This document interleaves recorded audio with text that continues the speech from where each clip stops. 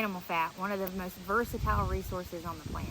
This shelf-stable survival essential could be the difference between life or starvation in a shit-hit-the-fan situation. There are thousands of uses for tallow, including skincare, leather care, candle and soap making.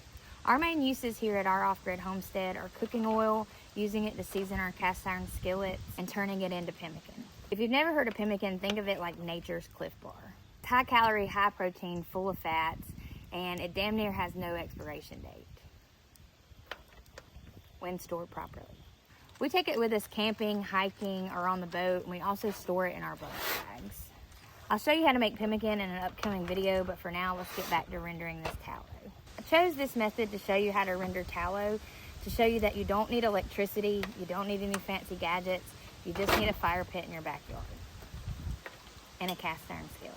Also do this on a fire with a stainless steel pot if you don't have access to a cast iron. In my opinion, every prepper should have at least a cast iron pot, if not an entire array of cast iron skillet.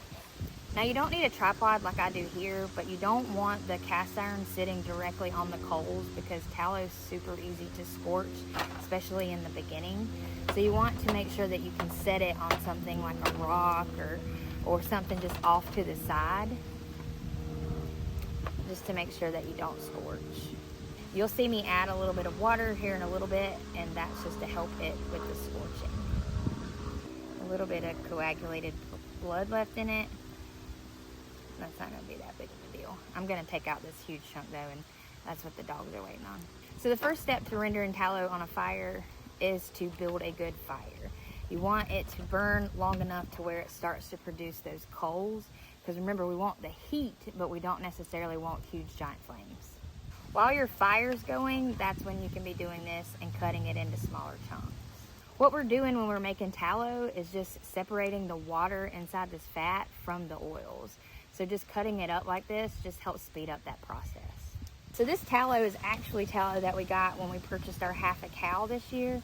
It was a lot. There's still like 2 more packs of tallow in the freezer, but I wanted to get some of this done because I've got some cast iron skillets that need to be re-seasoned. And I also am trying to get rid of all of the seed oils from our diet. So this would make deep frying anything or anytime something needs oil, I can just use this instead. This is the same process that you would use to process hog fat, deer fat, bear fat, any sort of fat off of an animal really. The only difference is that some's called lard and some's called tallow. And for some reason they call bear grease. It's more like a tallow, but for some reason they just call it bear grease. At least that's what they call it around here. And bear grease is probably my favorite of all animal fats. It's just a little bit harder to get your hands on. But if you do get it, it is liquid at room temp, or it is like a solid block when you put it in the refrigerator. So it's a really awesome cooking oil.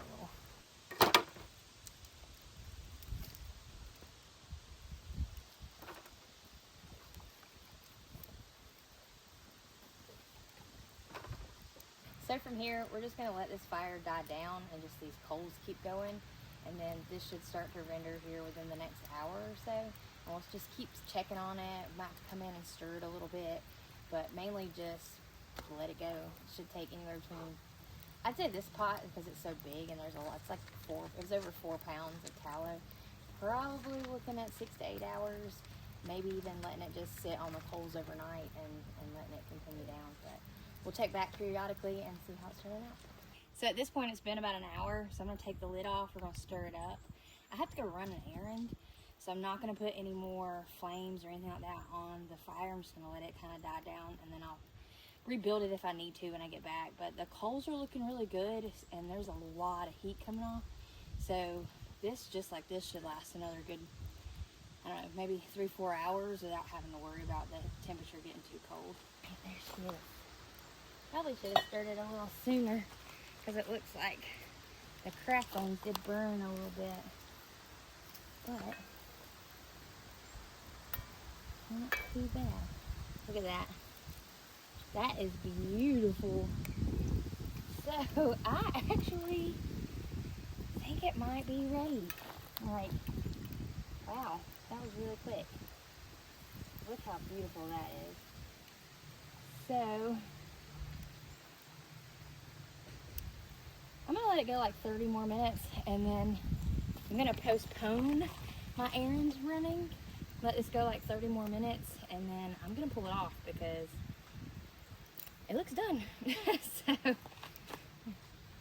look at that. That is gorgeous. So while I let this go another 30 minutes, I'm gonna go ahead and get a bowl ready with some paper towels. We're gonna pull those cracklings out, and then once we drain all this oil out, what's left at the very, very bottom, then we'll fry up them cracklings and we'll have a little bit of a snack. My fire was just too hot, and I probably should have stirred it more, but I got sidetracked. But it's still good. Still usable oil. Watch out, Rudy, you're gonna get burned. So we're just gonna put that right there. All right, I'm gonna let this sit overnight, and then we'll come back in the morning, and the water should be at the bottom. The slick of tallow should be at the top. We should be able just to pop the tallow out, pour the water out, and then I'll decide tomorrow if I'm gonna render it again or just leave it as is. But for now, we have our first set of tallow for the season. Just woke up, we're still in our nightgown, but I wanted to come check on this things, the beef tallow, because I have a feeling that it's not done. An hour and a half is just too short to get all that water pulled out. So I'm already kind of planning on today to rebuild the fire, and I'm sizzling up some, re-seasoning some cast iron, so I've got to do it anyways, and I'm gonna get this back on. But let's open it up and see what it looks like. I don't have high hopes. So, well, you can see that I think that is still moisture in there. I'm gonna pull this out, and then we're gonna see if there's water underneath, and then I'm gonna refire this and refine it one more time. There's still a ton of water in the tallow. And remember, water and air are our biggest factors when it comes to storage long term. So we want to get rid of as much moisture as we can out of this, and then when we store it long term, we want to pull all the air out of the storage container. So I'm going to refire this fire, and then we're going to get it back on here. And what I'm going to do is actually raise it up a lot off that fire so we don't worry about scorching it. So we switched and put our grate on top. One, because I want to cook steaks on the fire tonight, and two, because it lifted it up good enough. I do got a fire, too big of a fire going right now, but it should die down and turn into coals here in just a second. So let's see how this does for the next 3 or 4 hours. It's been like 8 or 9 hours. So I'm gonna go ahead and take this off and let it sit, because we switched it over to the grate that we got when we got our tripod, and I have not burnt all the paint off of this and re-seasoned it. So I'm gonna go ahead and pull this off, and then I'm gonna lower this grate into this pit. So I'm gonna remove this pot. I'm gonna just let it sit outside just like I did yesterday. Hopefully it will look better in the morning, and we have removed, or at least separated, a lot more of that moisture out of this tallow block. So we'll see y'all in the morning. And here is what it looks like after the second render. So I'm gonna put the lid on, and then we'll just let it cool off overnight. Good morning. We're gonna go over here and check the tallow and see how it turned out overnight.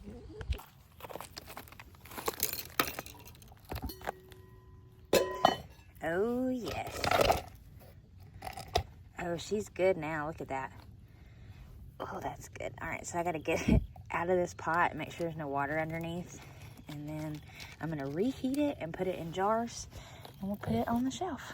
Ain't that right, Rhodey? Got a small little strainer on there just to get out the little bits that are left. See the little bits that's coming off in there?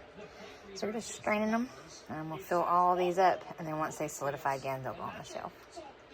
We ended up with 2 pints, but I did take a lot of the tallow out when we were seasoning the grate that we cook on our fire with. So I did use about probably half a pint to season that thing.